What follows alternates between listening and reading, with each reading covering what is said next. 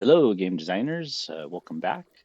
We're going to get through some of the really fun introductory parts for game design. And I thought since today we're going to do a lot of analog stuff, and I want to go through some of the mixed modalities that are currently upon us and what's kind of coming down around the future. And yeah, it's going to be, I think, fun to look at, you know, getting to this point. I've been working on some costume designs for some sculptures here in the game lab, the game alchemy lab. 3D printing figures, mixing that with hand sculpted stuff. But before I overwhelm you with all that, we're gonna go way back to the beginning here. We're gonna start off with just. I got dry erase cards, by the way. I love these things. I recommend them high enough. Get a little pack of dry erase playing cards, and also got a few of these little card stands, little pegs that if you wanted to cut some cardboard and put them in there, do that. And I'll introduce some other pieces that you can use for prototyping as we go through this. But the different ways you can kind of play together now is really extraordinary. And this is some of the older sketches from many, many years ago. So when we're thinking about players and kind of the formal elements, like just getting started with the structure with these, you really want to, let me see, thought I had it all set up all slick and everything. There we go. The number of players, how they play, what the roles of those players are, um, is really going to be turned on its head more and more in the future. The current game designs theory, there's so much you can do. And so, you could be on a stage performing like we have with Critical Role, and you can have supporting audience members projected to a screen, projected to an audience. You can have the performer interacting with many other types of interactions as well. So that means that you could have someone getting a full body acting suit performing, dancing, performative movement, monster suit performers, puppeteering, things like that. The face and voice acting by itself is already there. There's some really killer free software we can look at with Unreal Engine. You can do face capture with metahumans, and practicing your voice. I've just started, and it's super fun. You can reproduce a room. You can take a room and do some real room reconstruction and grid overlay over the top of that using projection systems, real-time projection systems. Touch and puppeteering, finger articulation, something that I spent a few years working on when the Leap Motion first came out. Now you have finger tracking built into the Oculus Quest 3, which is pretty amazing how hard it is to track all the little bones and how they occlude and overlap each other and how you read those into the system. And so I want to introduce a few of these different methods that you could have players interact with each other, both remotely and locally. Um, I think the augmented card, augmented tabletop. I have my own prototypes I call wall gaming instead of just on the table, a flat. It's a more on a vertical wall surface, so wall gaming projections and overlays for that as well. Um, might be old now. Let's see if I haven't updated this in quite a while. Yeah, the Magic Leap came and went, largest VC funded flop ever in the history of the world, I believe. But the people are still investing in it because we know it's the future. We got to get away from the mouse and keyboard, people. Not healthy. So yeah, this one I added in, what tech, and we do have some of these tools available. You do have a mocap suit. We have at Berkeley City College. We have the Vives as well. You can get a Toby, but you can get these systems set up at home on your own. You can get a good Vive system, and you can get your leap motions on there. So for the player portion of the book that you're reading, I want you to really think about what is possible. Sky's the limit. We're doing paper prototyping, coming up with an idea, shelve away. I've shelved away so many ideas over the decades and waiting for the tech to catch up. Beyond that, though, I want to look at the objectives. So this would be something that is really important in your paper prototyping. You want to know, what are you supposed to do? Is it obvious when you first read the rules, the first sentence or two? You must, be the last one standing. You must capture the magic sword and deliver it to the queen, whatever it is. Like, make it obvious. And then there's ways you can. These are just formal lists to get you started. We looked at the spreadsheet already. What are the steps in methods of play? How do you interact, especially with these more advanced systems that we're going to be playing around with? You really need to have, step by step. Then this happens, and then you talk to the seer or the card reader, and then you have to go and open up the magic lamp, rub the magic lamp, and have the genie appear.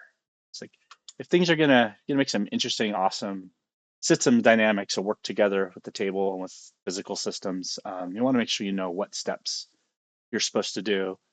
And I think we kind of know intuitively when we go to Universal Studios or Disneyland, when you're supposed to step and go and interact, and you know that's like somewhat of a passive slash active participant in building these stories and experiences.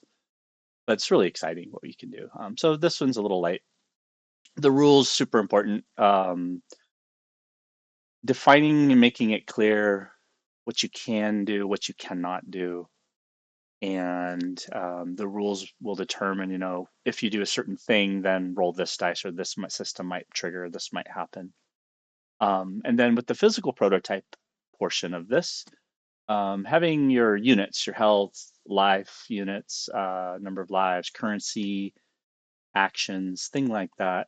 That's where these physical systems come in handy, right? And so you can see I got my little game tray, which you saw in the overview earlier. I got my stack of note cards, that I cut in half, hexagon pieces. Maybe they're land units for the hexagon pieces, right? So these are really great, super useful. Settlers Catan has those.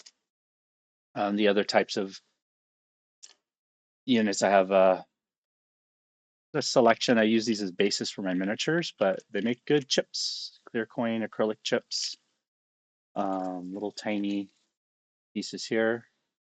I try not to color code. I try to get blanks to start with your units, and that way you can alter and make changes easier. So I think the black and white works pretty well as you get started with that. So think about, is there special terrain? Is there an inventory? Doing a paper doll, having a character paper doll with wearable slots for each player is fun to do. Having power ups, having timer. Whoops. Having timers is really fun. Getting your hand on spinners and different things. There's another piece I have here. A little lazy Susan I bought. That surprisingly, the game of life we talked about in one of our classes has a lot of fun. It's been a little, yeah, you have your phones now, of course. Everyone's got timers handy. You can also get a little hourglass from a game and upscale that and use that for your game kit. Figure out your conflict. If you're trying to accomplish your objective or your goals up here, what are some of the conflicts that will arise? The obstacles, physical or mental opponents. These are more story driven, which will take us to um, more of the formal elements, but we'll get into that later. We want to have your boundaries, simulation boundary, like what is in the game, what's not. That's your magic circle. And then what is the outcome? What is the end result? What is the win condition? I like to say, how does the game end? What is uncertain? Some games continue, right? You have to decide, okay, after a certain round, after a certain amount of things happen, maybe you come back and play the next time, or you restart another game, but with the outcomes from the previous game leading into that next one. So that's a really one to consider. And then we get into the actual prototyping. So we could get into the dramatic elements here sooner rather than later, getting into the deeper sets of challenge and flow and player archetypes, character, story, and but I think we'll get to that next. I think first you want to get making stuff. You want to just get to prototyping stuff. So I think getting into list creations and doing idea cards and mind mapping, a stream of conscious, stating your challenge, having no criticism, trying lots of different methods, making a playful environment. Go for lots of ideas. Don't go for too long. Just test it out real quick, see if it works. And yeah, I think this is what we want to do right from the jump street. You know, we could the formal parts. I think reading about how to brainstorm, how to be a good teammate, how to communicate well, going through the process and inspiration. We'll talk about those in more depth. But I think getting system dynamics and getting to the actual prototyping. But I think we want to get right into the fun part, which is um, actually doing a paper prototype. So I've tried to simulate as much of that as possible in my own studio. So the game studio lab here, I have really done a setup where I have my computer monitor handy to pull up digital stuff. I got all my pens and paper ready to go. I got all of my coins and um, pieces, all my rulers and pens. And then back behind me, I have all my sculpting tools and miniatures and terrain sets and things like that. I have a um, cabinet full of drawings and things like that. Yeah, and I just sidetracked, didn't I? My ADHD superpower is also my biggest sidetracker. Okay, so let's do this. Um, so we want to just get your index cards, get whatever paper. All you need is paper, scissors, and tape, whatever. I like to color code things. Of course, that could slow you down sometimes, so you could just use regular black, whatever you want. But decide what kind of player elements you want, what kind of objectives.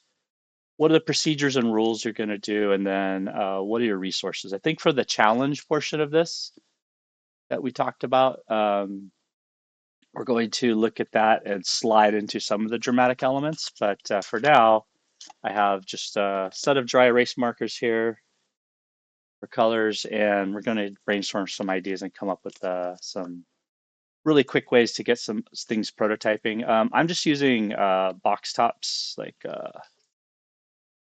kind of stiffer cardboard that's kind of rigid. It's got a wax to it. I'm going to use that. Make some game pieces, and so we'll get into characters right away. I'll then from there we're going to move through our game world. I'll pull out my grid, my graph paper right here. And then we can start thinking of, do you want to have like cities and backgrounds and things like that to play in?